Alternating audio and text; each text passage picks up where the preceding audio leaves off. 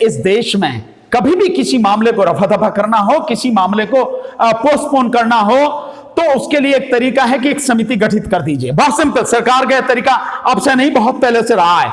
चाहे ये सरकार रही हो चाहे कोई सरकार रही हो, कमेटी गठित करना ही बस मामले को रफा दफा करना। और किसान इस बात को समझ रहे हैं, क्योंकि उन्हें मालूम है आज से नहीं कब से देखने लगातार कि यही सारी चीजें होती हैं और उसके बाद मामला सब खत्म हो जाता है। और इसमें कमेटी का मतलब भी नहीं है। उनकी दो डिमांड है, आप पूरी कीजिए, खत्म कीजिए। और दूसरा एक प्रैक्टिकल वो जो चीज है आप उसको भी देखिए। नंबर एक, जब कमेटी की जरूरत ही नहीं है तो कमेटी गठित क्यों की जाए? सरकार ये बात क्यों कर रही है? इसलिए क्योंकि सरकार इस मामले को सुलझाना नहीं चाहती, इस मामले को खत्म नहीं करना चाहती। जिन उद्योगपतियों के तलवे चाट रही है सरकार, किसी भी तरह से उनकी गुलामी छोड़ना नहीं चाहती है। किसान मरता हो तो मर जाए। और दूसरी एक चीज और यह है कि किसानों के 500 संगठन हैं। उन 500 संगठनों में से 5 लोगों को चुनने का कोई मतलब ही नहीं है। दूसरी बात यह है कि वो तो एक अलग की बात है, इस कमेटी का कोई भी या गवर्नमेंट के किसी प्रस्ताव का कोई मतलब नहीं। सीधा प्रस्ताव, आप कानून 3 जो बनाए आपने उनको खत्म करो और एमएसपी के लिए कानून बनाओ, बात खत्म हो गई। लेकिन सर मोदी जी है वो ये कह रहे हैं कि हमारा जो ध्यान है वो देश की विरासत बचाने के लिए है, तो इसलिए हम इस तरह का काम कर रहे हैं। देश की विरासत नहीं, मोदी जी का केवल एक एजेंडा है, इस देश की विरासत को केवल और केवल जो उनके जो यार हैं पूंजीपति उनके हवाले सौंप दो और इस देश की विरासत को पूरी तरह से तबाह कर दो। यही मोदी जी का एजेंडा है, इसके अलावा कोई उनका एजेंडा नहीं है। एक काम नहीं, जब से मोदी जी आए हैं तब से आप उनके सारे काम एक एक करके सारे उठा लीजिए। जिस आदमी ने लाल किला बेच दिया, जिस आदमी ने रेलवे बेच दिया, जिस आदमी ने बंदरगाह बेच दिए, जो आदमी बीएसएनएल को तबाह जिसने कर दिया, सार्वजनिक क्षेत्र के सारे उपक्रम जिनको तबाह कर दिया सिर्फ अपने यारों को देने के लिए, वो आदमी किसकी पूंजी बचा रहा है? कौन सी संस्कृति बचा रहा है? कौन सी विरासत बचा रहा है? जितनी इस देश की साझी विरासत थी, जितनी इस देश की सामाजिक विरासत थी, जितनी इस देश की लोगों को आगे ले जाने के लिए उनको रोजगार देने वाली विरासत थी, मोदी जी ने उन तमाम विरासत को पूरी तरह से तबाह कर दिया है। कुछ भी नहीं किया इसके अलावा। इसलिए मोदी जी का यह कहना यह बिल्कुल सरासर गलत है, झूठ है और देश के लोगों के साथ में बेईमानी है, धोखा है। इसके अलावा कुछ नहीं है। कोई विरासत नहीं बचा रहे, वो विरासत को बर्बाद कर रहे हैं। विरासत को बचाने का तो यह है कि जब देश का किसान, जो देश का अन्नदाता है, तुमने उसी को तबाह कर दिया अपने चंद उद्योगपति यारों के लिए। जो आपके चंद उद्योगपति यार हैं, जिनकी चौखट को आप चूमते हो, जिनकी ड्योढ़ी को आप सलाम करते हो, जिनकी गुलामी कर रहे हो आप, उनके लिए आपने किसान को तबाह कर दिया, उनके लिए आपने मजदूरों को तबाह कर दिया, श्रमिक कानून खत्म कर दिए। अडानी की रेलवे चलाने के लिए जो 150 उसको रेल चलानी है, अडानी को जो दी गई है, उसकी रेल चलाने के लिए आपने आज तक रेल को रोका हुआ है कोरोना के नाम पर। यह स्थिति आपने कर दी है। और जो रेल के जो डिब्बे बनते हैं, जो कोच बनते हैं, जो कोच हमारे जो सार्वजनिक क्षेत्र का उपक्रम है, भारतीय रेल जो है वो जो बनाती है मात्र 1,20 करोड़ रुपए में, और अब तो दूसरी के जो बनना है वो 90 लाख में बनना है। उसको तुम जो आपकी प्राइवेट कंपनी जिसको आप दे रहे हो ठेका, वो प्राइवेट कंपनी 6 करोड़ में बना रही है। जो एक 60 करोड़ का आप जो एक चीज बना रहे हो रेलवे से जुड़ी हुई, वो रेलवे की जो 60 करोड़ की चीज 6 करोड़ में बना के दे रही है हमारे जो रेलवे है, भारतीय रेलवे। तो आप कर क्या रहे हैं? आप सारा सब कुछ जो है सिर्फ देश को बर्बाद करने के लिए, लूटने के लिए अपने चंद यारों के हाथ में दे रहे हैं। तो मोदी जी इस देश के लिए अभिशाप है और इस देश को बर्बाद कर रहे हैं। इस देश की विरासत को बचाना नहीं, उसको तबाह कर रहे हैं। बधाई देना चाहता हूं मेरे किसान भाइयों को, इस देश के अन्नदाता को, जिन्होंने जो सरकार का जो मूर्खतापूर्ण जो प्रस्ताव है उसको ठुकरा दिया। बहुत अच्छा किया। ये कमेटी बनाने का और ये प्रस्ताव इस तरह के देने का कोई मतलब ही नहीं है। बात बहुत सीधी सी है और आमने सामने की सीधी बात है। इसमें कोई इधर उधर करने की जरूरत क्या है? सरकार क्यों ये सब करना चाहती है? क्यों ये नौटंकी कर रही है? सरकार को चाहिए कि किसानों की बहुत सिंपल सी 2 मांगे हैं जिनको वो कह रहे हैं। हालांकि मेरे विचार से अगर पूछा जाए तो मेरे विचार से कुछ और मांगे भी साथ होनी चाहिए, जिसे मैं बताऊंगा अभी आपको। लेकिन किसानों की जो 2 मांगे हैं, वो एक, तीनों जो किसान बिल आप लाए हैं जिन्हें कहते हैं सरकार के किसानों के भलाई के लिए है, उन्हें वापस किया जाए तत्काल। एक तो ये मांग है किसानों की, तो तीनों बिलों को वापस किया जाए, जो भी जिन में संशोधन किए गए, जो बिल बनाए गए, इनको खत्म किया जाए, कानूनों को। एक बात।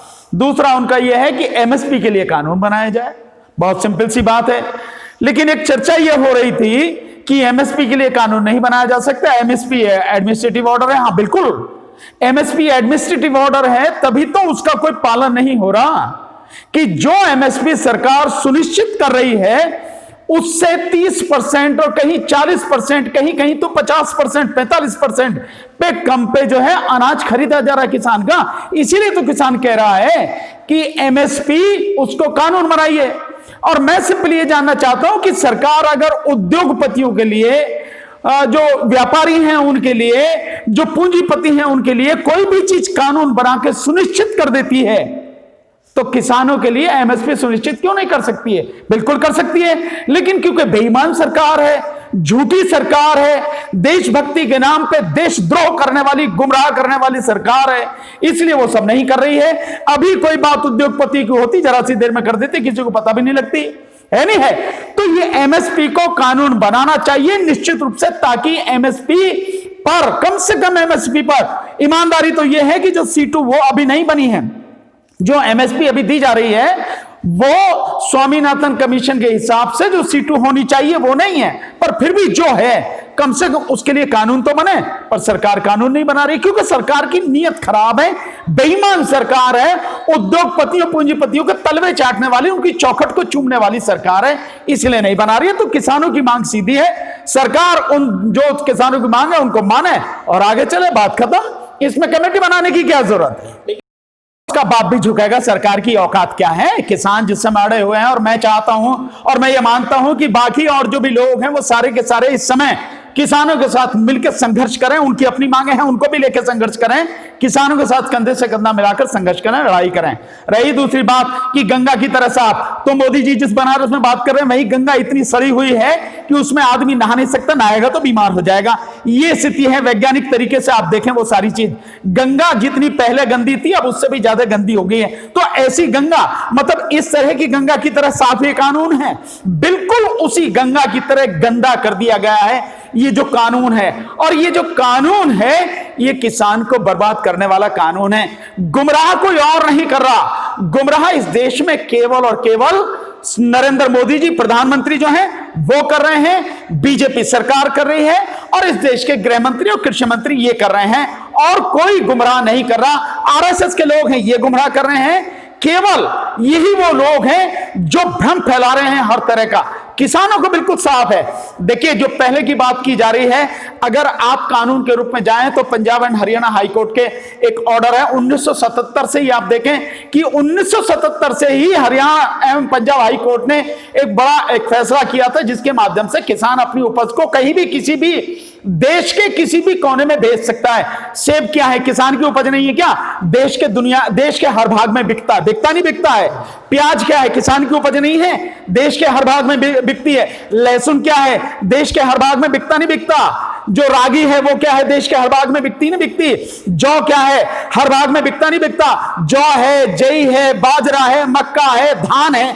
कौन सी ऐसी फसल है जो किसान इस कानून से पहले देश के किसी भाग में नहीं बेच सकता था, हर भाग में बेच सकता था, आज भी बेच रहा है। ये 1977 की पंजाब एंड हरियाणा हाईकोर्ट का फैसला है, वो उसका गवर्नमेंट का फैसला है। 76 का तो पंजाब एंड हरियाणा हाईकोर्ट का फैसला है। 1977 में जब सरकार आई थी जनता पार्टी की सरकार, उस समय का ये सारा सब फैसला है सरकार का। तो ये जो मोदी जी भ्रम फैला रहे हैं कि इससे पहले नहीं बेच सकता था, वो सारा का सारा इस देश के किसानों को गुमराह करने और जिन उद्योगपतियों के लिए ये कानून लाया गया है उनकी जी हुजूरी करने के लिए, और उनकी जो है उनके प्रति जो उनकी श्रद्धा है उसको पूरा करने के लिए है। गुमराह मोदी जी कर रहे हैं और कोई गुमराह नहीं कर रहा है।